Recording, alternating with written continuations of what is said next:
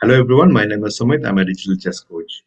In this video, I'm going to explain to you a very common traps that occurs in French defense. And if you're an E4 player or if you play the French defense, you should know these traps. And these are very common traps, and every beginner or intermediate player should be aware of these traps. So let's begin. First, E4, E6, and this is called the French defense. The main idea of the French defense is to strike in the center with D5 and challenge the E4 pawn. So white plays D4, D5, the common French moves, and E5. This is called the advanced variation of the French. So there are many variations white can play.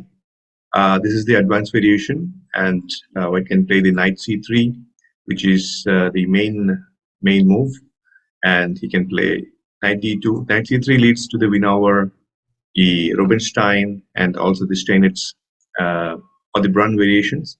And the knight D2 is the Tarrasch variation, which is much more uh, quieter than the main line, which is knight C3. And there is the exchange variation. He takes D5, which I recommend to my students who are beginners. So E5 here, and the general idea of the French defense is to strike in the center with C5, undermining this pawn on D4. And black will develop his pieces towards the center, putting more pressure on D4. So white plays C3 to protect the D4 pawn, knight C6, knight F3, queen B6. Now there are many moves. Bishop E2 is a move, bishop D3 is a move. So we will play bishop D3. Now this pawn is poisoned actually. So a lot of beginners make the mistake of taking this pawn, thinking that you will win a pawn by taking on D4 twice.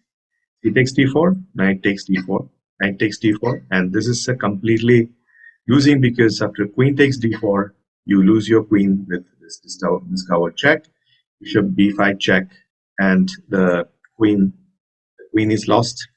So let's go back and let's look at the second trap, and this is from the black perspective. So let me flip the board. Okay, so white starts with E4, E6, G4, G5, and E5, the same French advance.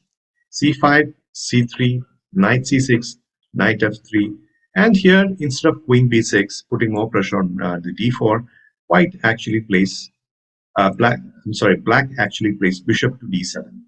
The idea of bishop to D7 is to avoid the discovered attack.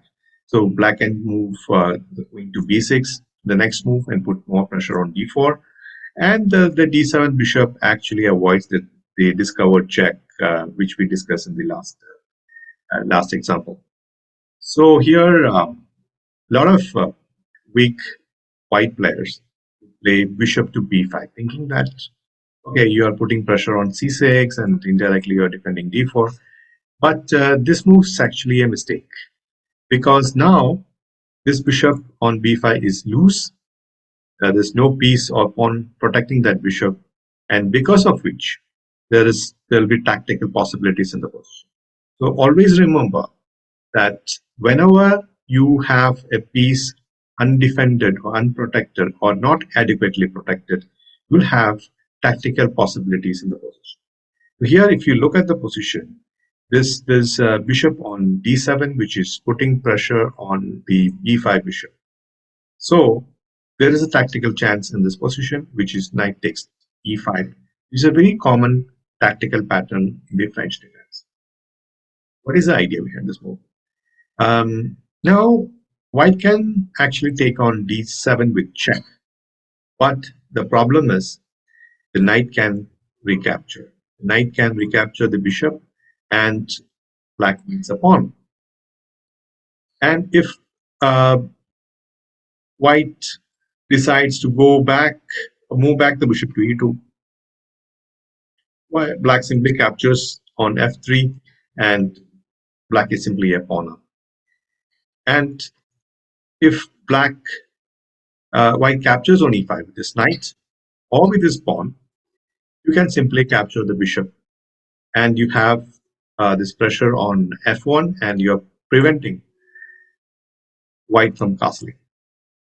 So you have a very good position, or even borderline winning position in this situation. So this is the second trap that you should be aware of. Do not, if you're a white player, you should not put your bishop on b5 if you have a bishop on d7 in this kind of particular situation. All right, let's go back. And now we'll look at an example from the white perspective. So white plays e4, e6, d4, d5, and white plays knight to c3. This is the absolute main move for white, and it leads to a lot of sharp positions. And black plays d takes e4, which is called the Rubinstein variation of the French. Knight recaptures, and here there are many continuations actually. Black can play knight d7 or knight f6, or maybe c6. There are many moves, but the black plays bishop to d7, and this variation is called the Fort Knox variation. What is the idea behind this variation? The idea is that in the French defense, the light squared bishop is the most weakest piece, because it is it's usually inside the pawn chain. Doesn't have much of a future unless you try to bring it out of the pawn chain. So here what black is trying to do is bring the bishop out to c6 and try to exchange it off with one of the knights, either on f3 or e4. The next move, white plays knight to f3 and black plays bishop to c6 as planned. So he can put pressure on the e4 knight, and also indirectly to the f3 knight as well. So white simply develops bishop to d3, and here knight to d7 is normal. You can take the knight as well, that is fine. But here black plays a very inaccurate move, which is knight to f6. Why this is slightly inaccurate is because of this move, knight takes f6, and now black is in a little bit of a bother because he has to recapture with the knight with the pawn, and this the structure is a little bit compromised, but there's compensation because of the two bishops, and you can black can put the bishop on g7 or e7, and this is okay for black. But if black captures with the queen, then this is a big mistake. Why? Because of this move, bishop to g. Now the queen is under attack. The bishop is attacking the queen. You might think that, okay, you can capture on f3, and after maybe queen takes f3 or g takes f3, black can capture on g5 and you are up a piece. But white can simply ignore to capture this f3 bishop and play queen to d2. This is a fantastic move, because if you look at the position, black queen doesn't have a square at all. The square is occupied by this bishop, this controlled by this bishop. You can move here because this bishop is controlling the square. You can move to this square, you can move to this square because of the pawn is putting on pressure. You can move to this square. So the only option that is left is to capture the pawn on e4. And this will run into the discovered check, which we discussed in the first example, which is bishop to b1 check. And now the queen is loose, and after c6, takes d4, and white wins the pawn. And after something like c takes b5, pawn takes f3, and if you count the material, white black has got two rooks, and white has got a piece. For a single piece, white has got an extra queen, which is completely winning position for the white piece. Now let's go back and let's see one more example. This is the last example, and this arises from the advanced variation of the French as well. E4, E6, D4, E5, E5, C5, C3, all normal moves. Knight to C6, knight to f3, and queen to b6.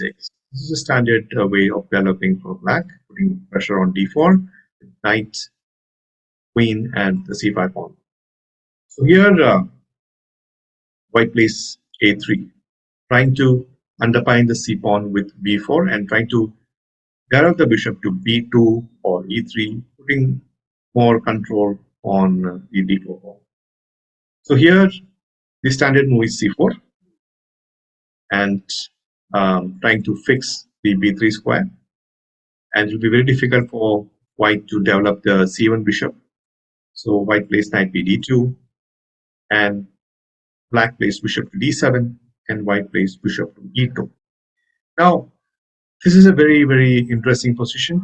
So here, black has to play knight to a5 to protect c4 even further. If black is careless, he can run into a very nasty attack, which we'll see. For example, if black plays knight to e7, white will simply play bishop takes c4. Good move. Pawn takes c4. Knight takes c4, attacking the queen. Queen has to move. Queen moves to d8, then knight d6 is checkmate.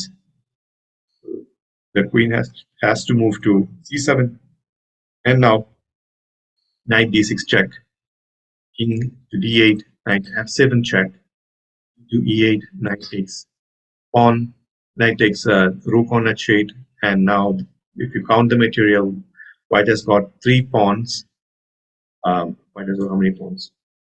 Two. White has got 3 pawns and an exchange for the sacrifice material, and I think this is a completely winning position for white pieces, and the computer agrees with me. It's plus 3.5 according to the computer. So that's about it. So these are some of the common traps that can occur in the trench defense. There are many more complicated traps as well, but these are the absolute beginner or intermediate level traps that you should or you must know. So I hope you enjoyed this video and you learned something from it. So if you did, please subscribe to my channel. Please like this video and share this video with your friends. And until next time, bye-bye.